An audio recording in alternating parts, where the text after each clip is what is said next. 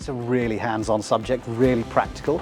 So a lot of students are either going to go into the clinical field doing biomedical science. Some of them are going to go and do research, but either way, having that research skills, those technical skills which are needed, is absolutely paramount. In this lab here, it's a category 2 lab. So in here we will do anything microbiology related, but as well as that we will do certain chemistry experiments, and like here, this is histology, so they're looking at cancer diagnostics. The session that we're carrying out here today, for example, is quite literally the same stuff I will do in a clinical laboratory, looking to identify where is cancer within the body. So you'll have microbiology, blood sciences, and cancer diagnostics all in this lab.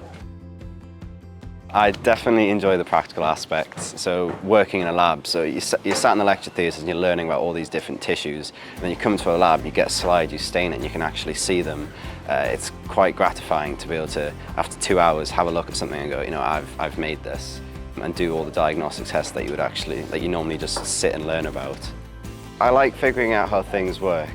Sort of in biology, you know, you hear about diseases and stuff, and it's just, that's what it is.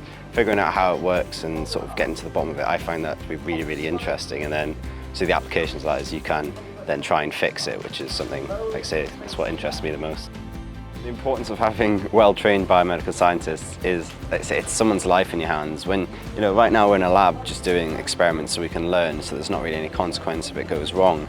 But when you're actually working in a lab and you're doing diagnostic tests for a patient, if you get that wrong, that's someone's life, you know, that they could either miss something and they could be misdiagnosed, or they could be given the wrong treatment, and you know, that can affect them forever.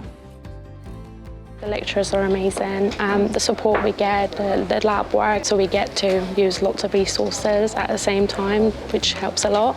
It's so exciting, especially if it's with a lecturer. They make it really fun. You would love to be in here.